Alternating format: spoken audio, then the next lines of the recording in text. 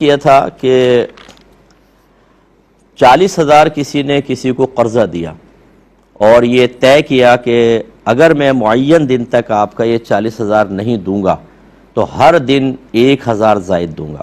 جتنے دن آگے بڑھتے رہیں گے پیسہ میں اس میں ایڈ کرتا رہوں گا.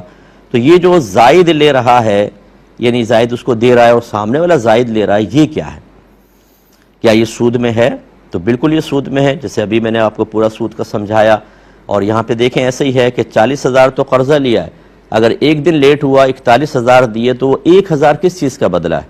وہ کسی چیز کا نہیں ہے. اور نبی کریم صلی اللہ علیہ وسلم نے واضح فرمایا بھی کہ جو قرض نفع کھینچے وہ نفع سود ہے. اب انہوں نے ایک کویسچن یہ کیا تھا کہ جو شخص ایسا کرنا چاہتا ہے اس کو ہم کیسے روکیں، کیسے وہ باز آئے گا؟ تو بھائی اس کو وعیدیں سنائیں. آپ کا کام ہے اس کو اس سے روکنا پیار محبت سے، اور قرآن و حدیث کی وعیدیں اس کے سامنے پیش کرنا. مانے نہ مانے یہ اس کی مرضی ہے، منوانا ہمارا کام نہیں ہوتا، اسے چیز سنانا ہمارا کام ہوتا ہے.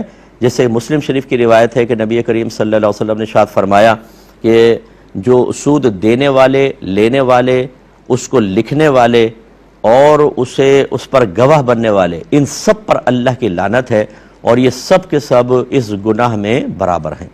تو آپ اندازہ کریں کہ 4 افراد کے اوپر لعنت پڑتی ہے جب یہ، اور لعنت کا مطلب کیا ہوتا ہے؟ اللہ تعالیٰ کی رحمت سے دور کر دینا. اور امام احمد کی روایت ہے کہ سود کے 70 درجے ہوتے ہیں یعنی گناہ کے اعتبار سے، اور اس میں کم تر درجہ یہ ہوتا ہے کہ کوئی اپنی والدہ کے ساتھ زنا کرے. اور ایک روایت میں یہ موجود ہے کہ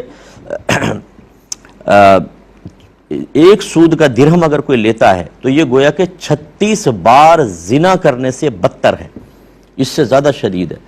تو آپ اندازہ کریں کہ اپنی والدہ سے زنا کرنا، 36 مرتبہ زنا کرنا، اور اسی طرح لعنت کا مستحق ہونا، کس لیے؟ 1,000 کے لیے، چند ٹکوں کے لیے. میں کہتا ہوں اگر واقعی کوئی مومن ہے تو 1 کروڑ روپے، 1 ارب روپے بھی دیں تو وہ کہے گا کہ نہیں یہ میں نہیں کر سکتا، یہ کتنے عرصے کھا لوں گا بھائی. کھانے کے بعد، جب مرنے کے بعد اللہ تعالیٰ کی بارگاہ میں پہنچوں گا تو یہ تو بالکل حرام قطعی ہے. بلکہ حلال سمجھ کر اس معاہدے کو کیا جائے تو دونوں اسلام سے خارج ہو جائیں گے، بالکل کافر مرتد ہو جائیں گے. یہ قرآن پاک کے حرام قطعی کو حلال سمجھنا انسان کو دائرہ اسلام سے خارج کر دیتا ہے.